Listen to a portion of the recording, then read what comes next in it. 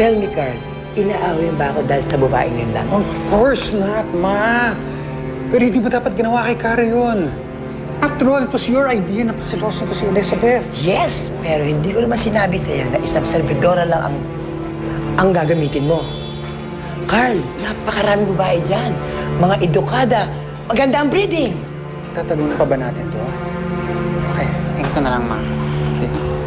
Sakyan mo na lang, okay? Please, it's all part of the plan. Kasi, ate ako na bahala. Thank you. Ate.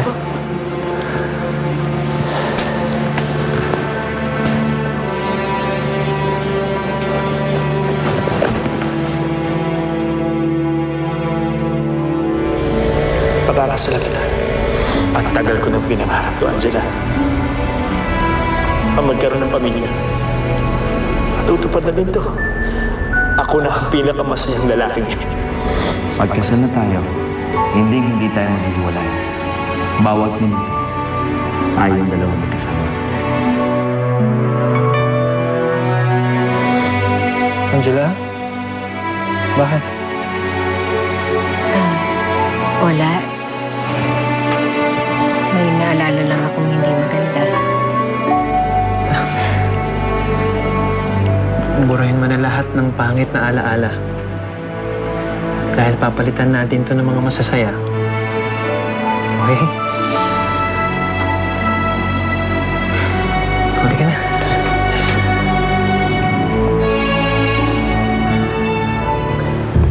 Okay.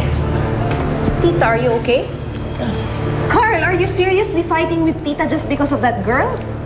I gotta go, okay? Kakausap ko si Kara. Kukumbinsihin ko siya na bumalik dito, okay? And Mom, Okay. I'll stand in the way, okay? You look great. Promise. Look great. Bye-bye. Bye-bye. What has gotten into Carl? Talagang susundan niya yung babaeng yun? Ay, siguro talagang tinamaan yung anak ko dun sa babaeng yun. Oh my God!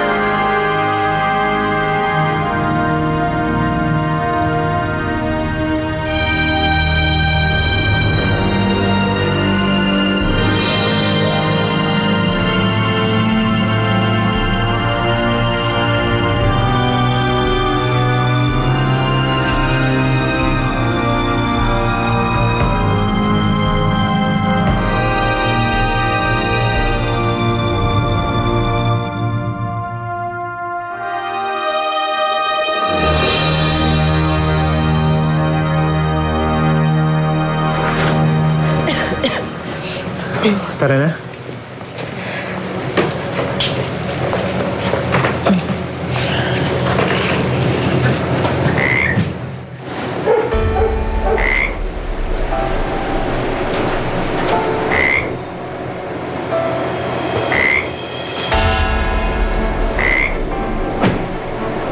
Angela?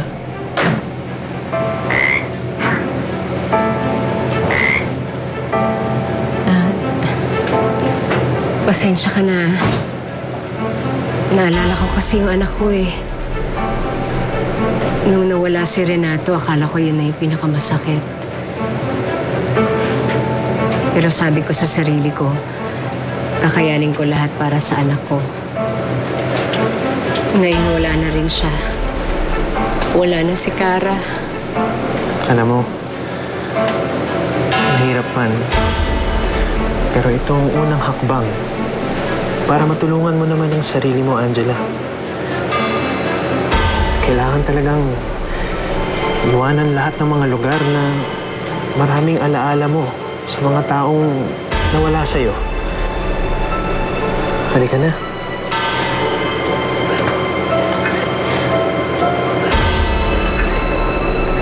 Paalam, Kara. Paalam sa lahat ng alaala mo, anak. Angela?